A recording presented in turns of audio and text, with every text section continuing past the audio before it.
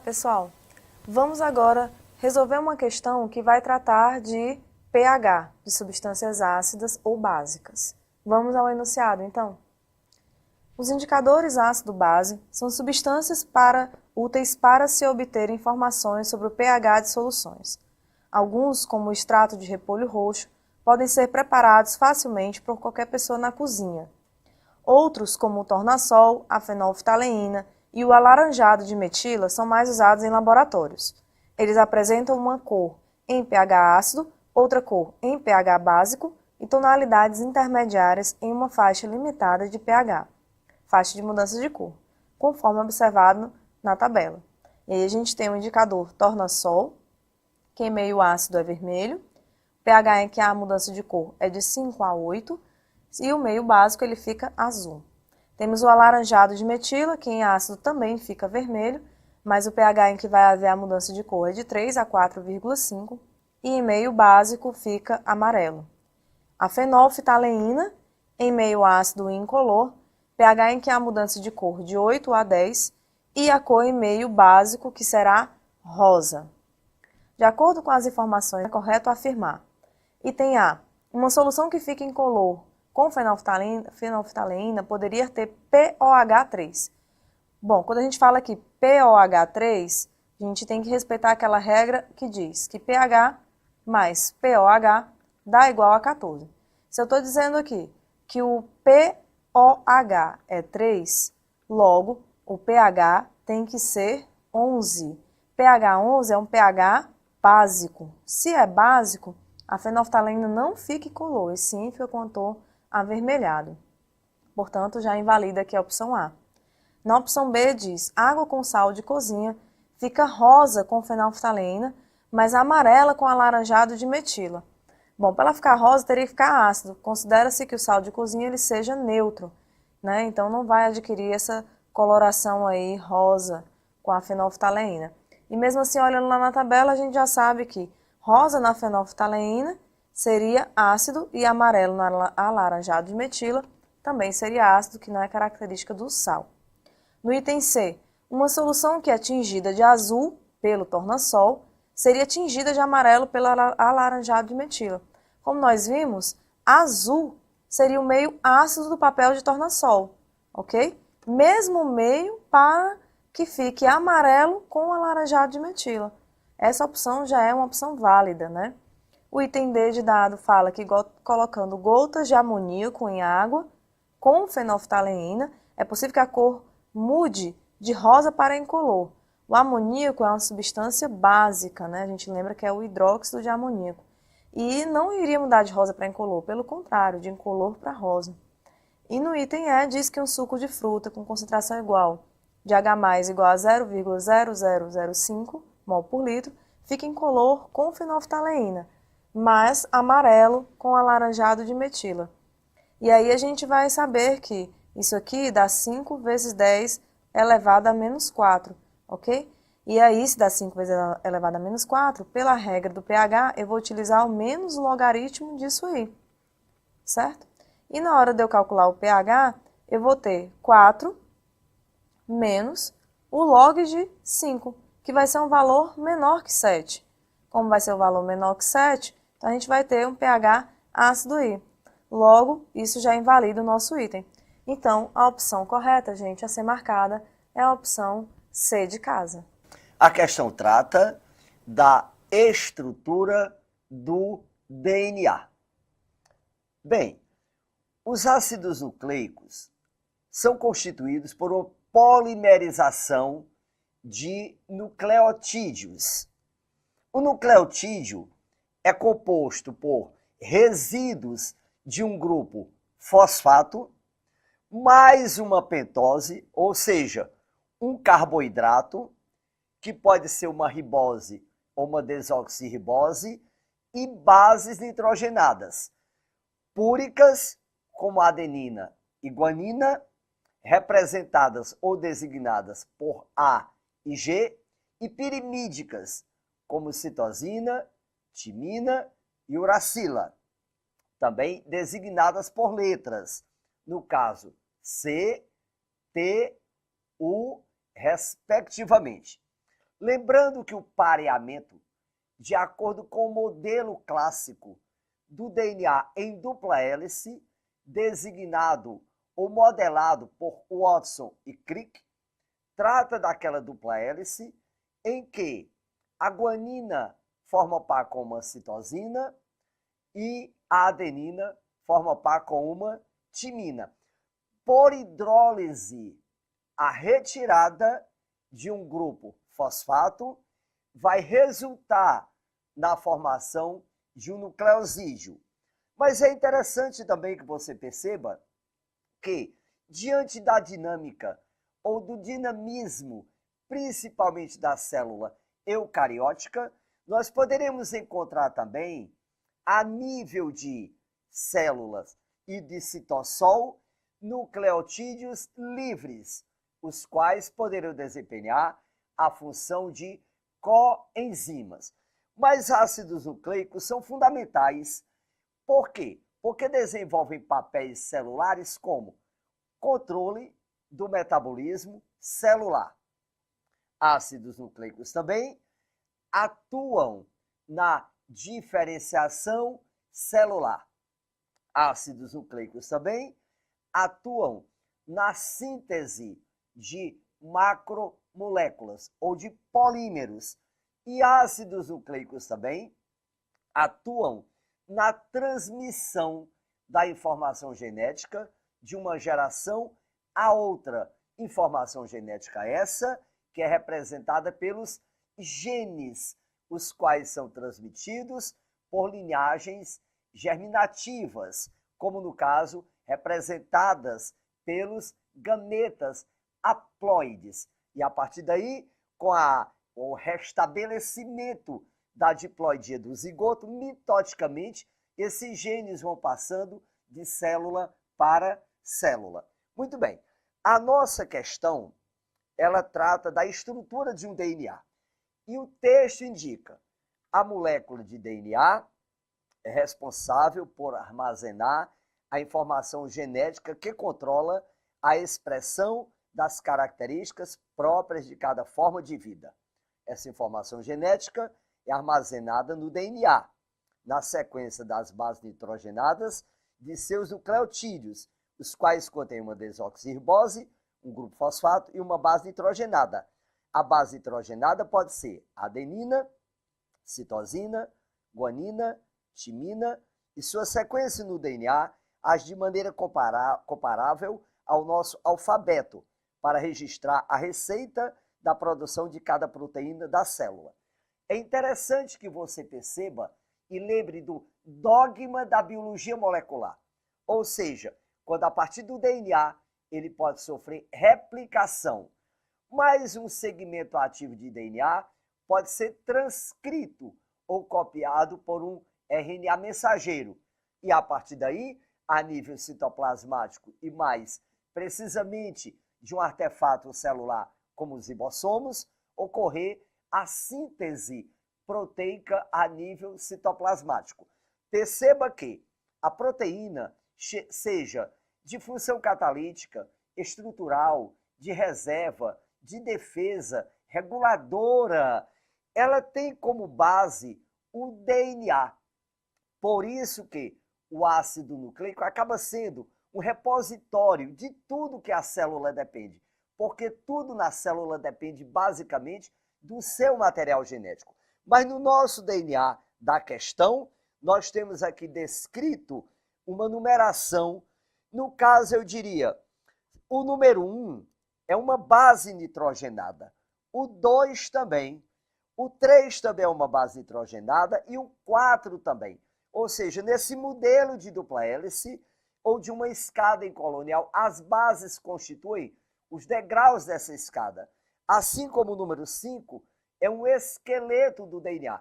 Então, este número 5 é representado por um grupamento fosfato, uma desoxirribose, um fosfato, uma desoxirribose que se alternam. Então, na nossa questão, ela coloca nessa estrutura, pode-se afirmar que 1 representa uma molécula de desoxirribose. Não, 1 é uma base nitrogenada.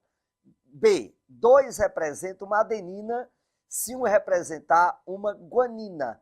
Se dois representam uma adenina, um deveria representar uma timina e não uma guanina. 3 representa um grupo fosfato? Não, 3 é uma base nitrogenada, porque grupo fosfato está em 5, juntamente com o açúcar, que é a desoxirribose. E a letra D indica 4 representa uma citosina, se 3 representar uma timina. Se 4, que é uma base, representa uma citosina, 3 deve representar uma guanina. Então, o esqueleto que corresponde ao corrimão da escada colonial é representado por fosfato e desoxirriboses unidos. Portanto, o item correto para a questão é justamente a letra E. Perceba que este é o DNA clássico de 1953 do Watson e Crick. E, portanto, a questão, a letra E. A questão trata de mecanismo de transporte de membrana.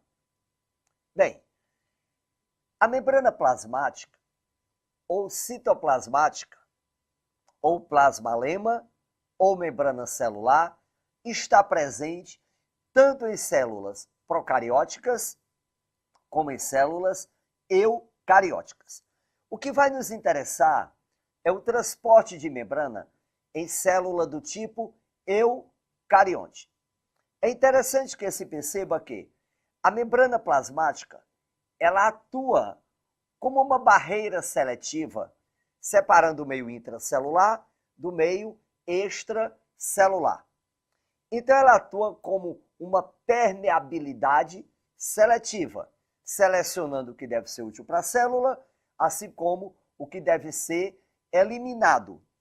É interessante também que se perceba que ela vai trabalhar justamente na revelação e na identidade celular, porque ela vai revelar ou ela vai designar a composição química própria de cada célula, dependendo de sua função em cada tipo de tecido.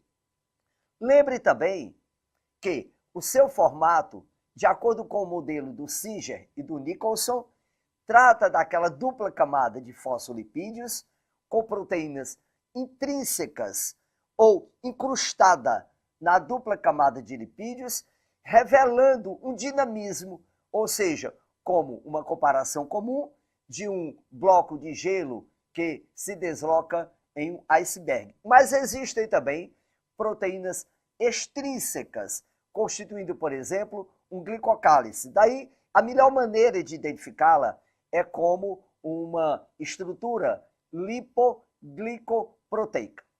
Mas nos mecanismos de transporte passivo, não há transformação de energia. Eu levo em conta, neste tipo de transporte, uma diferença de concentração. É muito comum se perceber que o meio mais concentrado em soluto, ele é hipertônico em relação ao outro meio, dito hipotônico. Na difusão simples, o soluto se desloca do meio mais concentrado para o meio menos concentrado. Já o solvente, no caso a água, ela passa do hipotônico para o hipertônico em um processo denominado osmose. Este gradiente de concentração, ou seja, essa diferença de concentração, ela vai cessar quando este meio adquirir a sua isotonia. Bom, o que é que a questão revela sobre mecanismo de transporte? A questão indica: goiabas mantidas à temperatura ambiente deterioram-se em consequência da proliferação de micro-organismos. O mesmo não acontece com a goiabada, que contém grande quantidade de açúcar produzida com essas frutas. Bactérias e fungos não conseguem proliferar porque o alto teor de açúcar age. Bem, na goiabada, como o teor de açúcar no meio extracelular em relação ao citoplasma bacteriano e da célula fúngica, ele é hipertônico. Então faz com que as células percam água e se desidratem. Ora, neste caso, ao deteriorar essas bactérias ou ao degradá-las, eu vou conservar mais aquele meio de cultura, no caso, a goiabada. Então, a preservação maior se dá justamente devido ao açúcar, devido à desidratação da célula bacteriana e fúngica. Então, pelo que foi descrito, o item correto é o que está destacado na letra A. É interessante também que você perceba que, tal qual a goiabada, eu terei o mesmo aspecto também com uma bananada. Assim como também eu usaria este mesmo processo com o salgamento, ou seja, o meio de desidratar micro-organismos decompositores, conservando a matéria que é de interesse humana. Mas para a nossa questão, o item correto é a letra A. A questão trata de medida profilática para gripe. O agente etiológico da gripe é um influenza vírus. Lembro que, de acordo com a Comissão Internacional Consensual, o termo vírus, no final de influenza vírus, se refere a um gênero, mas o termo viridae se refere à família, daí influenza viridae. Digo que vírus pertencem a uma mesma espécie quando apresentam um patrimônio genético semelhante, mas o influenza vírus é um ortomixovírus, é um vírus de RNA negativo, o qual é pleomórfico, segmentado. Este vírus pode apresentar o equivalente de 7 a 8 segmentos de material genético. Ora, se eu tenho um vírus com material genético segmentado, isso sugere mutações distintas. Por isso que, de 10 a 40 anos, novas epidemias normalmente afligem o ser humano. E normalmente essa epidemia é midiática, porque o homem não produziu ainda anticorpos para as novas cepas virais. Ele é um vírus, portanto, altamente mutagênico. No entanto, para a gripe, existe a vacina, embora não definitiva. A prova é tanta que estamos sempre sujeitos a epidemias anuais, como também a pandemias. Estamos sujeitos a tudo isso, já que se trata de um vírus de uma transmissão fácil, já que é por via respiratória. Entretanto, a vacina é feita com vírus inativado à base de formaldeído. O que é que a questão indica? O texto diz, tendo em vista a falta de vacinas contra a gripe em postos de saúde de São Paulo e a proximidade do fim da campanha de imunização na capital, a Secretaria Estadual da Saúde informou que crianças de até 5 anos que tomaram a primeira dose terão garantia de receber a segunda dose. A pasta afirma que vai adquirir mais vacinas para esse público com recurso próprio. São necessárias 2 doses apenas em crianças acima de 6 meses que estiverem sendo imunizadas contra a gripe pela primeira vez. Para os especialistas, não tomar o reforço vacinal significa estar parcialmente protegido, entre 20% e 25%, mantendo o risco de contrair uma infecção grave. Bem, o texto mostra a importância da segunda dose da vacina, pois ela contribui para o fenômeno da memória imunológica. Lembrando que, na vacina, o paciente recebe um antígeno inativado. O organismo reage produzindo anticorpos específicos. Daí a vacinação ser uma forma de imunização ativa. Lembre daquele gráfico que à medida que a produção de anticorpos aumenta, depois com o tempo ela diminui, com a segunda vacina, devido às células de memória, a quantidade de anticorpos aumenta substancialmente.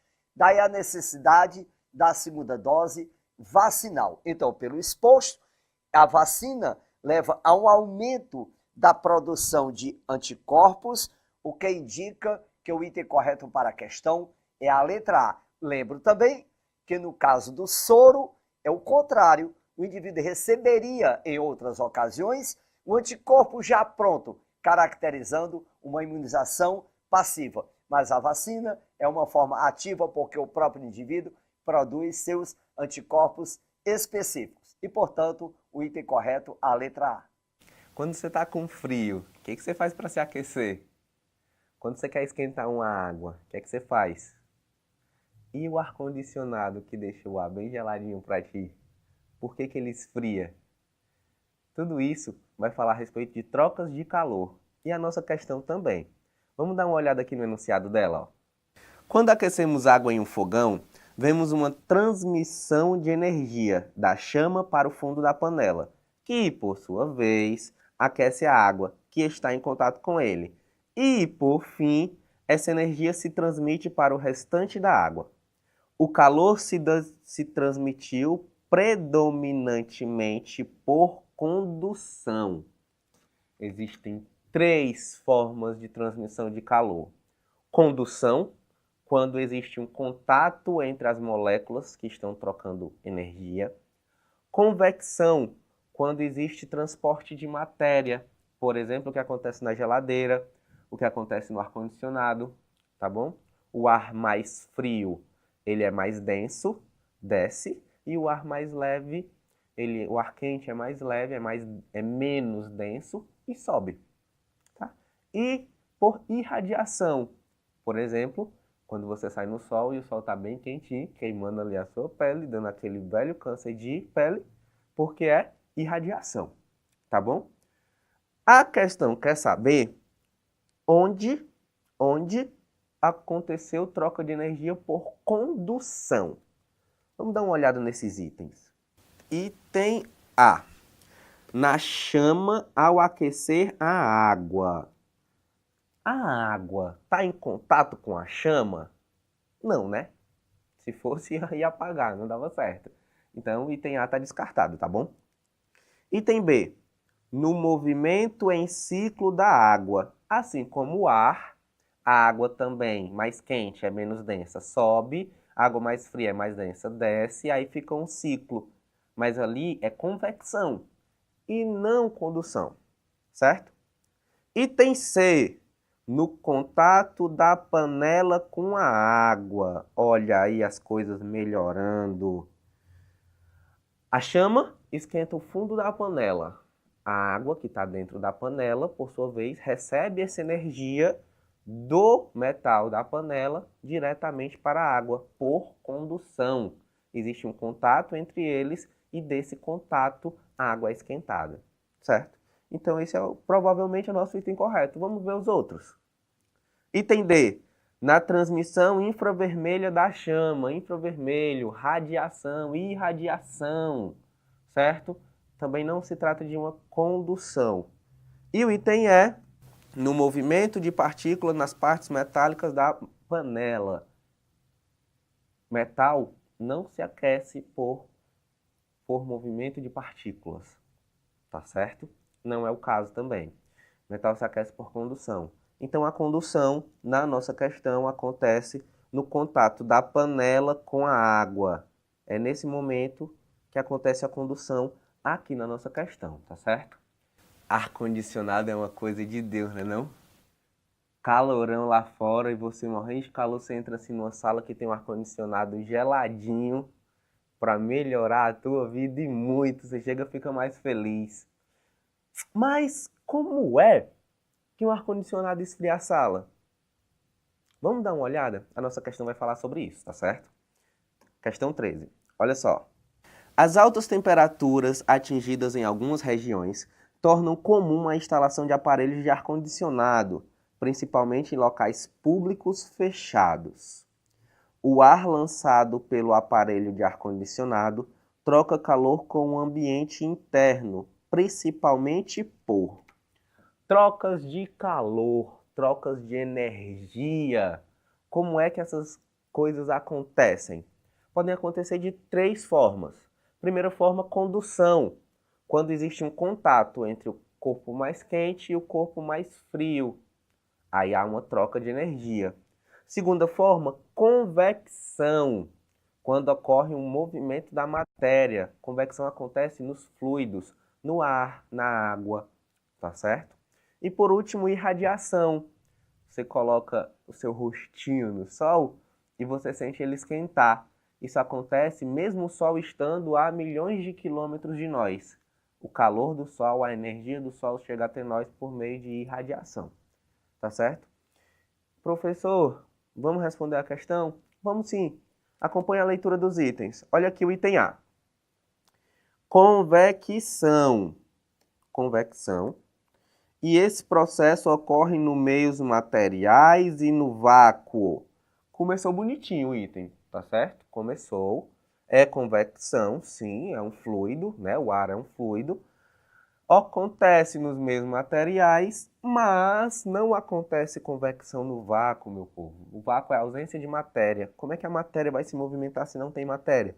Então descarta o item A, tá bom? Item B. Condução. E esse processo não ocorre em meios materiais e no vácuo. Condução, quando tem contato, tá certo? Não está tendo contato aí, o ar-condicionado, ele não está encostando no ambiente inteiro, tá bom? Então não é. Item C. Irradiação. E esse processo não ocorre nos meios materiais e no vácuo. Irradiação acontece no vácuo, sim. Lá do Sol para cá tem muito vácuo e você consegue sentir o calor, certo? Então, acontece sim no vácuo, não é irradiação. Olha o item D. Convecção. E esse processo necessita de um meio material para se realizar. Que beleza, que bonito. Item D traz a nossa resposta, tá certo? É por meio de convecção que o ar ele é esfriado. Mas lembre-se, não é só jogar o ar frio que o ar-condicionado faz. Tem lá no ar-condicionado uma parte chamada exaustor, que ele retira o ar quente. Então o ar-condicionado ele joga o ar frio, esse ar frio, por ser mais denso, desce, o ar quente sobe por ser menos denso e o exaustor retira esse ar quente da sala. Por isso a sala fica toda geladinha, ok? Aí o item E, só para desencargo de consciência, tem aqui, ó, condução. E esse processo depende da umidade do ar. Não, né? O ar-condicionado, ele esfria por convecção. Tá certo, pessoal? Essa foi a nossa questão. Marca aí no teu gabarito item D. Obrigado e até a próxima.